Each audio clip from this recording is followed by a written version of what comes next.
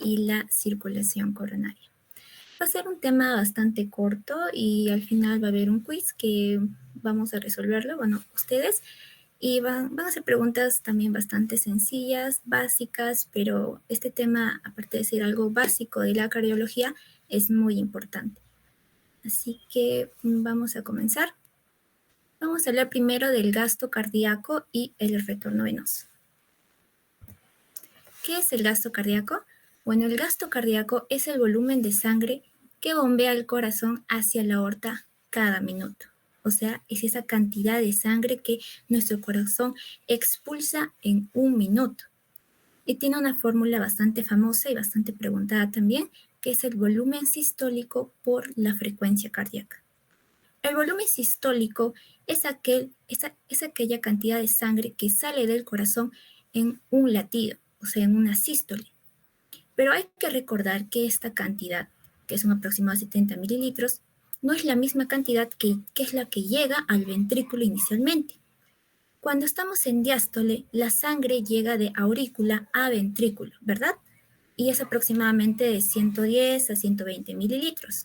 Y cuando ocurre la sístole, solamente un porcentaje es lo que va a salir, no sale toda la sangre, esos 120 mililitros no todos salen en la sístole, solamente aproximadamente 70 mililitros, ¿ok? En un latido. Y esa cantidad de sangre que queda aquí en el corazón después de la sístole tiene también un nombrecito. Tal vez se recuerden, es el volumen telesistólico, ¿ok? El volumen telesistólico. Y este es el volumen sistólico, que estamos considerando parte del gasto cardíaco, ¿ok? Ahora vamos con la otra parte, que es la frecuencia cardíaca. La frecuencia cardíaca son los latidos que ocurre, o sea, la cantidad de latidos que da el corazón en un minuto, que tiene un rango normal que es de 60 a 100 latidos por minuto. Debajo de 60 ya sabemos que es la bradicardia y sobre 100 taquicardia. Bien, entonces esta fórmula. Y vamos a agarrar un valor dentro de este rango normal, 70 latidos por minuto, para sacar el gasto cardíaco, ¿ok? Y también vamos a ver que el volumen sistólico tiene un valor de 70 mililitros. Entonces, decimos que nuestro corazón late 70 veces por minuto y en cada latido el corazón expulsa 70 mililitros. Cuando multiplicamos esto nos saldría un valor de 4.900 mililitros por minuto. Pero para usar un valor ya más exacto y más entero, vamos a usar el valor de 5 litros por minuto. Entonces, gasto cardíaco, 5 litros por minuto. Muy bien, ok. Entonces ya hablamos de la sangre que sale del corazón. Ahora vamos a hablar de la sangre que llega al corazón. Es el famoso retorno venoso. ¿Qué es el retorno venoso? Es la cantidad de flujo sanguíneo que regresa al corazón, a la aurícula derecha, a través de las venas cavas superior e inferior, ¿ok? Ok, bueno, en un minuto, ¿ok, chicos? En un minuto. Entonces, también se dice que el gasto cardíaco va a ser igual al retorno venoso. ¿Por qué? Porque el gasto cardíaco depende del retorno venoso. Es decir, si tenemos una cantidad de sangre que llega al corazón, digamos, menor, entonces va a salir también una cantidad de sangre menor. Entonces, si llega poco, sale poco. Si llega bastante, va a salir bastante. Es por eso que se dice que el gasto cardíaco es igual al retorno venoso. Entonces, aquí estos dos conceptos. El índice cardíaco. El índice cardíaco es el gasto cardíaco por metro cuadrado de superficie corporal. Esto de aquí. Nosotros en nuestro cuerpo tenemos tejidos, células, órganos que necesitan del flujo sanguíneo para que le traiga el oxígeno y los nutrientes. Si nuestra superficie corporal es mayor, o sea, tenemos mayor cantidad de espacio de células, de tejidos, obviamente vamos a necesitar mayor flujo sanguíneo. Entonces, si tenemos mayor superficie corporal, nosotros vamos a necesitar un mayor gasto cardíaco, ¿ok? Es directamente proporcional. Y este tiene un valor promedio de 2.4 a 3.5 litros por minuto por metro cuadrado. Y es variable con la edad. Cuando el ser humano envejece, pierde masa muscular, o sea, está perdiendo tejidos, está perdiendo células. y bueno, ya no va a requerir tanta cantidad de flujo sanguíneo, ¿verdad?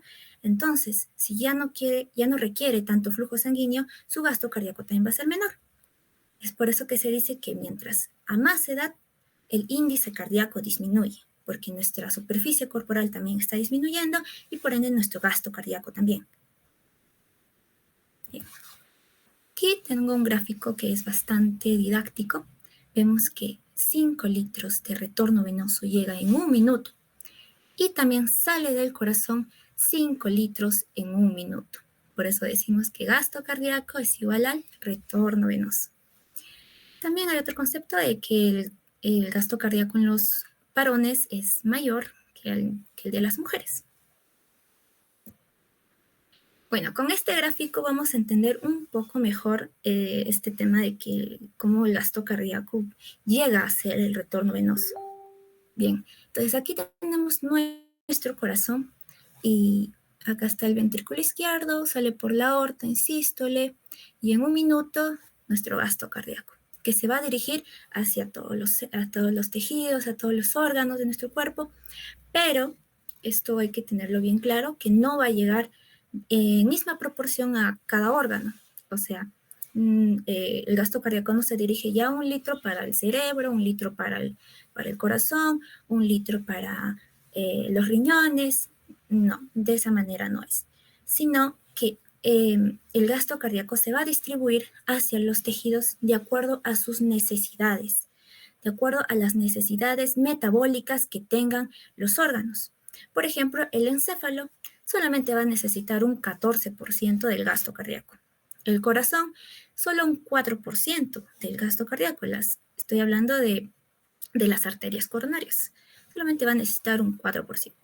El aparato digestivo, un 27%.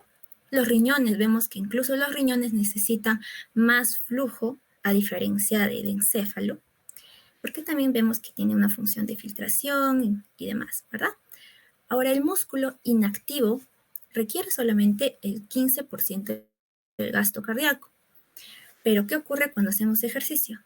Obviamente, nuestras células van a requerir mayor oxígeno, mayores nutrientes para cumplir su función, porque requieren energía. Entonces, obviamente, este gasto cardíaco en ejercicio va a aumentar y va a llegar incluso hasta el 30% del gasto cardíaco. O sea, aumenta de acuerdo a las necesidades metabólicas. Piel y otros tejidos, un 18%. Bien, entonces el gasto cardíaco se distribuye por los órganos, los tejidos, y luego, después de que haya ocurrido el cambio de sustancias, vamos a ver que los desechos van a ir hacia las venas y finalmente va a llegar hacia la aurícula derecha. Y ese es el famoso retorno venoso. Entonces, lo que está llegando por acá termina por acá. Es por eso que el gasto cardíaco va al retorno venoso, porque el gasto cardíaco va a depender del retorno venoso. Bien.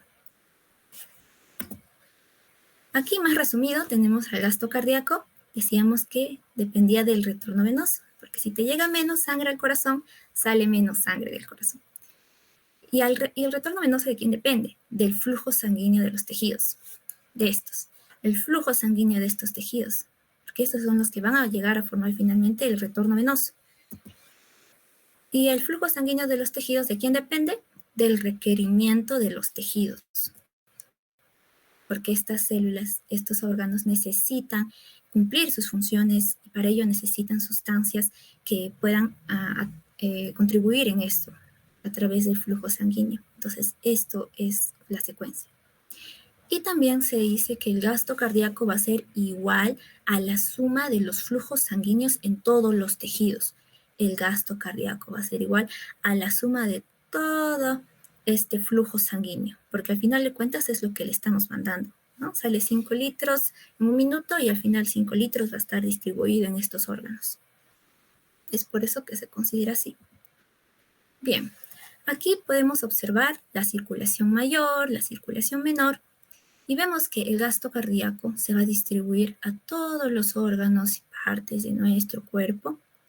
Y vemos, y después va a regresar por las venas y finalmente hacia la aurícula derecha, el retorno venoso. Entonces, gasto cardíaco depende del retorno venoso. Si me llega menor retorno venoso, me llega menor sangre, por ejemplo, en una hemorragia, también va a salir menos sangre del corazón. Igual, si es que llega una mayor cantidad de sangre al corazón, hay un mayor retorno venoso, va a salir mayor cantidad de sangre del corazón. Y todo esto se va a regir a la ley de Frank Starling. ¿Qué nos dice esta famosa ley? Que mientras mayor cantidad de sangre llegue al corazón, mientras mayor cantidad de sangre está llegando al corazón, este se va a contraer con mayor fuerza. O sea, cuando nuestras células cardíacas, nuestros filamentos, que son la actina, la miosina, se van distendiendo mientras le llega más volumen y más volumen, como una liga. Cuando nosotros agarramos una liga y la vamos jalando más y más y más y más, al momento de que ésta regresa con mayor fuerza. Entonces, de igual manera, nuestros miofilamentos, la actina y la miosina, se van así, distendiendo, distendiendo, distendiendo, y hay un momento que va a contraerse con mayor fuerza debido a que se ha distendido en mayor proporción. Entonces, a mayor distensibilidad del músculo cardíaco, mayor fuerza de contracción. Pero no solamente ocurre esto, sino también va a aumentar la frecuencia cardíaca. ¿Y cómo? Nosotros tenemos nuestro nodo sinusal en la aurícula derecha y este también va a detectar los cambios de presión, o sea, cuando sienta que está llegando mayor cantidad de volumen, va a detectar eso y es por eso que este nodo sinusal va a estimularse y va a hacer que la frecuencia cardíaca también aumente. Entonces, va a así el corazón poder regularse, es una regulación propia del corazón, de que mientras le llega mayor cantidad, puede expulsar con mayor fuerza y a mayor velocidad esta cantidad que le está llegando. Porque si el corazón no tuviera esta propiedad de que todo lo que le está llegando en mayor cantidad y no puede expulsarlo también de igual manera con mayor fuerza, ocurriría de que la sangre se quedaría estancada acá y habría un reflujo y una congestión pulmonar, una congestión venosa y, y, y podría ocasionar patologías como una insuficiencia cardíaca. Pero gracias a esta propiedad del corazón de que se distienda y que pueda contraerse con fuerza cuando le llega mayor volumen, es que el corazón cumple sus funciones adecuadamente. Bien, ahora vamos a hablar un poco sobre aquellos factores que van a afectar al gasto cardíaco, como es el nivel básico del metabolismo del organismo.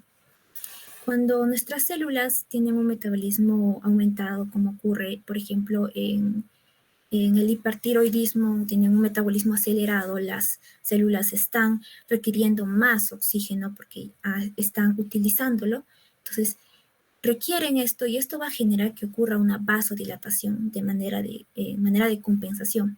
Porque si las células están pidiendo, ¿no?, mayor flujo, ocurre una vasodilatación. Y cuando ocurre una vasodilatación, le va a llegar mayor flujo. Si le llega mayor flujo a las células, aquí, si le llega mayor flujo, va a aumentar también el retorno venoso. Y si aumenta el retorno venoso, aumenta el gasto cardíaco. ¿Ok?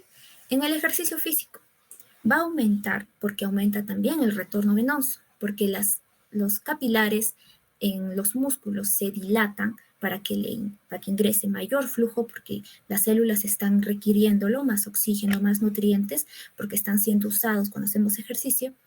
Entonces, se dilatan estas capilares en los músculos, aumenta el retorno venoso, y si aumenta el retorno venoso, aumenta el gasto cardíaco. La edad. La edad también es un factor que afecta en el gasto cardíaco, por ejemplo, como les expliqué en el índice cardíaco, que disminuía cuando la persona tiene mayor edad, cuando ya es más anciano, pierde masa muscular y también tiene una inactividad, y es por eso que no necesita tanto flujo, es por eso que su gasto cardíaco también va a disminuir. A diferencia de los niños que están en una etapa de desarrollo, de crecimiento, y van a necesitar claramente un flujo mayor en sus células para poder satisfacer estas necesidades y ocurra, ¿no?, lo que es la mitosis y todo eso. Entonces el gasto cardíaco en niños es mayor. Ahora, el tamaño del organismo. obviamente cuando una persona es más alta o pesa más, una persona corpulenta, tiene mayor proporción, mayor cantidad de tejidos, de células que requieren y necesitan este flujo sanguíneo. Es por eso que aumenta el flujo sanguíneo en proporción a que aumenta nuestra superficie corporal. Y también va a haber patologías que van a hacer que aumente el gasto cardíaco y patologías que hagan que disminuya el gasto cardíaco. ¿Cómo qué patologías? Por ejemplo, el beriberi, que es una enfermedad por la deficiencia de la vitamina B1, que al final va a provocar que ocurra una vasodilatación. Y ya sabían que cuando ocurre una vasodilatación, aumenta el retorno venoso y al final aumenta el gasto cardíaco. El hipertiroidismo, como ya les expliqué, tiene un metabolismo acelerado, está requiriendo mayor cantidad de oxígeno, de nutrientes. De igual manera, va a, cuando ocurre situaciones donde la célula tiene deficiencia de oxígeno, porque lo ha usado, entonces como tiene deficiencia de oxígeno, esto va a generar que se liberen sustancias vasodilatadoras. Entonces, aumenta esas sustancias vasodilatadoras, se dilata el vaso y después aumenta el retorno venoso y aumenta el gasto cardíaco. Sí, es como una secuencia. La anemia también aumenta el gasto cardíaco. Muchos diríamos que la anemia disminuiría el gasto cardíaco, pero no, no es así. La anemia aumenta el gasto cardíaco porque tenemos menor cantidad de eritrocitos en sangre y eso hace que disminuya la viscosidad y que las células también requieran mayor oxígeno, o sea que están necesitadas de oxígeno y es por eso que ocurre una vasodilatación en manera de compensación y se aumenta la vasodilatación, aumenta el flujo, aumenta el retorno venoso y por ende el gasto cardíaco. ¿Okay? Ahora, patologías que podrían generar que el gasto cardíaco disminuya, tenemos, vamos a dividirlo en dos. Uno, que el retorno venoso disminuya o que la bomba falle, o sea, que el corazón no se contraiga de manera adecuada y cuando no se está contrayendo de manera adecuada no puede expulsar la cantidad adecuada y por tanto va a disminuir el gasto cardíaco. Entonces, vamos con la hemorragia. Cuando hay una ruptura de un vaso, hay salida, pérdida, regresa menor cantidad de sangre al corazón, o sea, el retorno venoso disminuye, por tanto, el gasto cardíaco también disminuye. Alguna obstrucción de las grandes venas también van a dificultar el retorno venoso. Y si disminuye el retorno venoso, el gasto cardíaco también. Ahora, el hipotiroidismo, todo lo contrario al hipertiroidismo. En el hipotiroidismo, el metabolismo está lento. Entonces se va a requerir menor consumo de oxígeno, menores nutrientes, por tanto el flujo disminuye. Disminuye el flujo, disminuye el retorno venoso, disminuye el gasto cardíaco. Reducción de la masa tisular. Esto, como ya les expliqué, tenemos menor proporción de tejidos, de células que necesiten oxígeno, nutrientes en flujo y por tanto va a disminuir el gasto cardíaco. Bien. Ahora, ¿cómo es eso de que la vasodilatación aumenta el retorno venoso y finalmente aumenta el gasto cardíaco? De esta manera. Aquí tengo un gráfico bastante interesante. Nos dice que cuando baja la resistencia periférica es como esa fuerza que se opone a la circulación de la sangre. O sea, si disminuye esa resistencia, es como si estuviera abriéndose un cañito.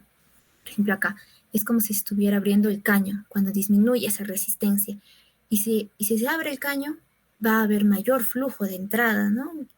Como si estuviéramos abriendo el grifo. Entonces, va a llegar mayor flujo a los tejidos que estén necesitando de mayor cantidad de nutrientes, por ejemplo, en el ejercicio, el músculo, de oxígeno. Entonces, se abre la llave cuando baja la resistencia periférica y por tanto, todo esto lo que va a llegar, la sangre venosa va a aumentar y esto va a formar el retorno venoso. Entonces, va a aumentar el retorno venoso y si aumenta el retorno venoso, aumenta el gasto cardíaco. ¿Ok? Entonces, esto es prácticamente lo que está acá. Estas son las famosas esfínteres capilares, precapilares, que son como las llavecitas para que el flujo se dirija a una zona o se vaya a otra. Y de esa manera, por ejemplo, este esfínter precapilar, al momento de que se dilate, va a permitir que el flujo ingrese a esta zona donde el tejido esté necesitando de oxígeno, de sustancias. Entonces, eso es lo que ocurre en esta imagen, ¿no? Abrimos el grifo, abrimos este grifo, ingresa el flujo sanguíneo y por tanto va a aumentar el retorno venoso. Y si aumenta el retorno venoso, aumenta el gasto cardíaco. Bien, ahora el gasto cardíaco en el ejercicio. Ustedes cuando corren sienten que su corazón late más rápido y aparte de que late más rápido, también va a latir más fuerte. Entonces, esto se va a explicar de esta manera, como les dije, se dilataban estos esfínteres, este capilar se dilata para que ingrese el oxígeno el flujo sanguíneo hacia el músculo. Es por eso que aumenta el gasto cardíaco. Y aproximadamente, miren que aumenta hasta 5 veces el gasto cardíaco. Miren, aquí está. Pero este gasto cardíaco cuando aumenta no quiere decir que también va a aumentar el flujo en todos los tejidos, sino que se va a dirigir específicamente al tejido que está necesitando de mayor flujo. En este caso, en el ejercicio, nuestros músculos son los que van a necesitar ese mayor flujo. Estamos acá. Por ejemplo, el flujo que está llegando hacia el cerebro se va a mantener igual. O sea, no importa que mi gasto cardíaco esté aumentado. Yo lo que quiero es que se dirija hacia los músculos. Es por eso que no afecta casi en nada a la circulación, al flujo sanguíneo del cerebro, tampoco al de los riñones, se mantiene normal. Pero vemos aquí que al corazón el flujo sanguíneo va a aumentar. ¿Por qué? Porque nuestro corazón necesita contraerse con mayor fuerza, necesita también latir más veces. Entonces aumenta el flujo aquí para poder satisfacer estas necesidades que va a requerir. Y en el aparato digestivo va a disminuir el flujo sanguíneo aquí. ¿Por qué? Porque ahorita no es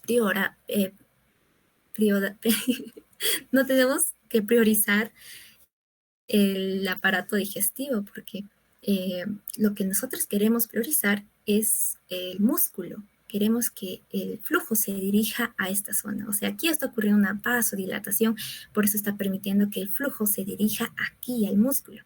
Entonces, vean lo que está disminuyendo, ¿okay? Lo que está aumentando y lo que se mantiene igual. Ahora vamos a hablar un poco de los determinantes de la función cardíaca. No lo voy a hablar todo, solamente voy a hablar algunos conceptos que necesitamos saber, porque esto es una clase más que nada para recordar y tener conceptos básicos. Bueno, acá tenemos el gasto cardíaco que decíamos, que dependía del volumen sistólico, también llamado, mira, volumen latido, volumen sistólico de eyección, y de la frecuencia cardíaca. Vamos a hablar de dos conceptos, de la precarga y de la poscarga. La precarga es esa cantidad de sangre que va a llegar al ventrículo, esa cantidad de sangre que va a llegar al ventrículo antes de que éste haga sístole y pueda expulsarlo, ¿no? Que va a ser esta sangre que llega, que es el llamado volumen telediastólico, ¿ok? Es este volumen de sangre que llega a los ventrículos antes de la sístole, o sea, está llegando en diástole, ¿ok? Entonces, la precarga. Y vemos que la precarga depende del retorno venoso, como les está explicando. Si me llega menor retorno venoso, mi precarga va a ser menor. Y lo contrario, si llega mayor, mayor va a ser mi precarga. ¿Qué es la poscarga? La poscarga va a ser esa resistencia que tiene que vencer el ventrículo, aquella resistencia que tiene que vencer el ventrículo para que pueda salir la sangre en una sístole. Entonces, si esta resistencia, por ejemplo, en un caso de una estenosis aórtica, o sea, que la válvula esté más rígida, más que tenga un diámetro ya mucho menor y que el flujo se pueda dificultar al salir, diríamos que la poscarga está aumentada. postcarga es la resistencia, ¿ok? Entonces, si la postcarga está aumentada, va a ser más complicado pueda salir del ventrículo hacia la aorta. Entonces, esos dos términos, precarga y postcarga. Ahora vamos a hablar de la circulación coronaria. Bueno, recordando un poco de la anatomía, recordemos que las arterias coronarias van a nacer de la base de la aorta. Tenemos la arteria coronaria derecha y la arteria coronaria izquierda. De la izquierda salen dos ramitas, la circunfleja, que se va por acá, y la descendente anterior. Esta descendente anterior es bastante, bueno, normalmente es la que se va a afectar para un infarto, ¿ok? La descendente anterior, que está acá, también llamada la interventricular anterior. Bien, el flujo sanguíneo, recordemos que de estas arterias coronarias, el flujo sanguíneo que circula por aquí solamente es el 5% del gasto cardíaco. Recordemos, ¿dónde está? Hasta el corazón, 4 o 5% nada más del gasto cardíaco. Pero recordemos que cuando hacemos ejercicio, esto aumenta, ¿verdad? Ok, bien. Una cosa también es que ¿en qué momento es que el flujo llega a todos los tejidos del cuerpo? Es en la sístole, porque en la sístole sale la sangre del corazón por la aorta y se dirige a la circulación. Entonces, en sístole se nutrirían nuestros tejidos, pero el corazón no se va a nutrir en sístole. El corazón se va a nutrir en la diástole. Le va a llegar flujo sanguíneo en la diástole. ¿Y cómo? Pues tiene una explicación anatómica. Mire, aquí tenemos las válvulas aórticas, recuerden, aquí tenemos las válvulas semilunares, y vemos que acácito están naciendo las arterias. Acá está la arteria coronaria derecha, la arteria coronaria izquierda. Vemos que está detrás de las válvulas.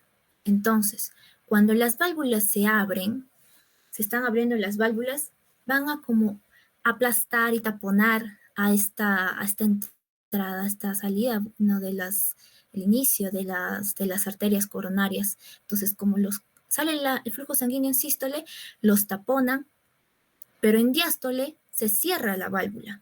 Entonces, se cierra la válvula y el reflujo de la sangre va a hacer que ingrese, ahora sí, porque las válvulas ya no le están tapando a las arterias coronarias, ya no la están tapando, entonces se cierra la válvula, deja libre el pase para que ingrese la sangre hacia las arterias coronarias. Entonces vemos aquí, por ejemplo, en este gráfico del gaito, en sístole el flujo sanguíneo coronario es menor, pero en la diástole aumenta. Entonces el corazón se nutre en diástole, no en sístole.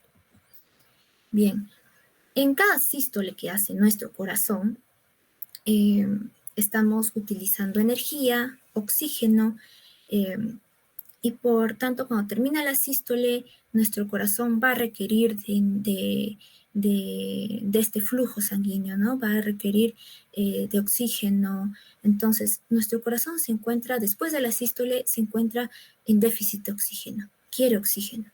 Entonces, cuando ocurre una hipoxia así, hace que ocurra una vasodilatación que va a ayudar a que el flujo sanguíneo pueda ingresar de manera adecuada.